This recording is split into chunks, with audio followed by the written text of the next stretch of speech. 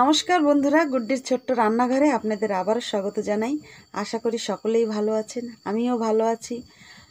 আজকে আপনাদের কাছে যে ভিডিওটা আমি শেয়ার করব, সে ভিডিওটা হচ্ছে ইলিশ মাছ দিয়ে কলার ঝোল।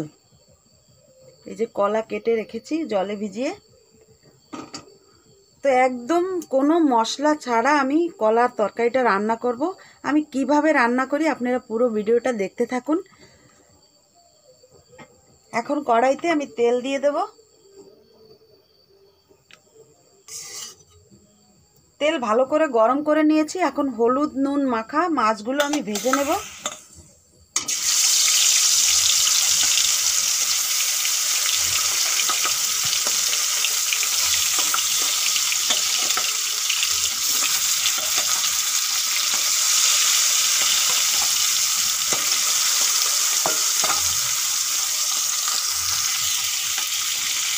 মাছগুলো এখন পাল্টি করে দেব।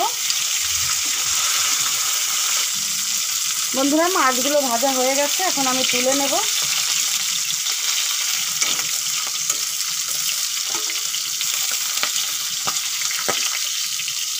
ইলিশ মাছ এইভাবে চিড়ে দিলে কাটা বাঁধার সম্ভাবনা থাকে না গলায়। এখন কলাগুলো আমি দিয়ে দেবো।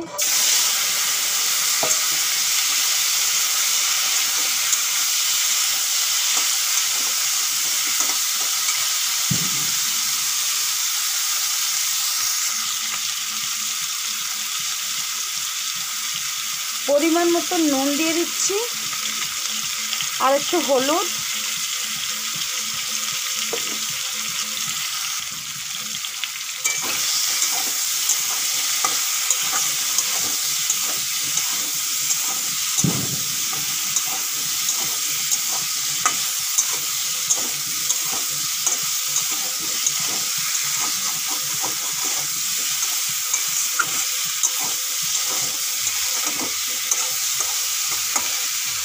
কলাগুলো বেশ ভালো করে ভেজে নিয়েছি। এখন দিয়ে দেবো জল।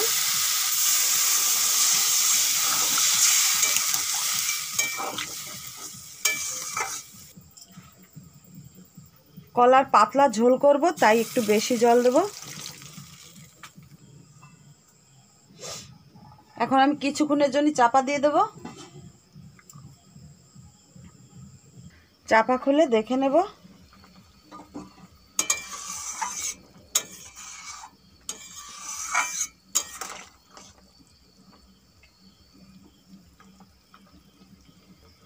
এখন দিয়ে দেবো চেরা কাঁচা লঙ্কা।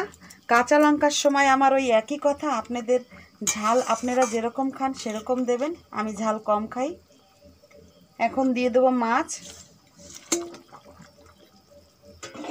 কলার তরকারিতে তরকারি আদা হয়ে গেলে তারপরে কাঁচা লঙ্কা দিলে কাঁচা লঙ্কার একটা সেন্ট আসে দারুণ।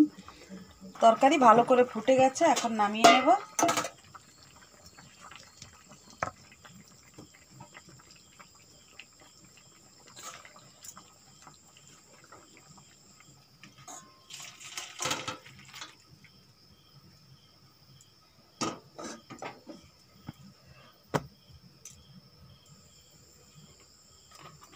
কড়াইতে দিয়ে দেবো সর্ষের তেল।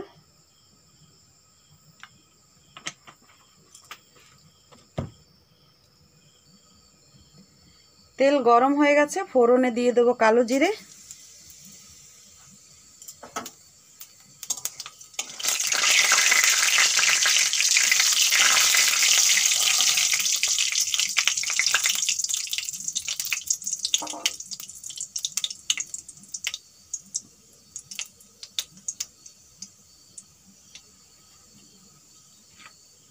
ফোড়ন হয়ে গেছে, এখন আমি তরকারি ঢেলে দেব।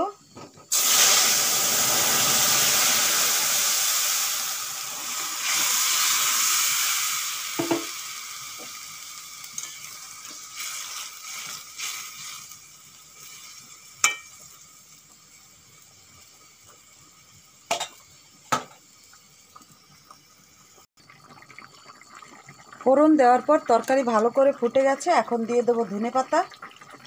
আপনারা চাইলে দিতেও পারেন, নাও দিতে পারেন। আমার কাছে ধনেপাতাটা অনেক পছন্দ, তাই আমি দিয়ে দিলাম।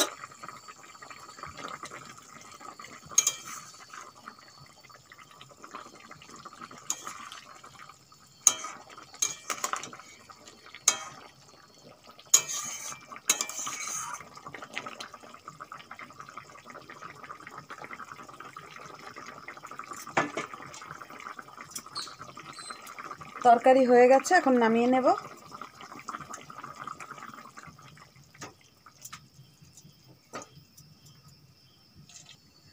তরকারিটা দেখতে কিন্তু দারুণ হয়েছে, খেতেও দারুণ হবে। এটা একবার এরকম কাঁচা লঙ্কা, হলুদ, লবণ দিয়ে একবার রান্না করে খেয়ে দেখবেন, দারুণ লাগে খেতে। আমার ভিডিওটা যদি ভালো লেগে থাকে অবশ্যই লাইক, শেয়ার, সাবস্ক্রাইব করতে ভুলবেন না। আবারও একটা নতুন ভিডিওর সঙ্গে দেখা হবে। আজকের জন্য আসি, আপনারা ভালো থাকুন।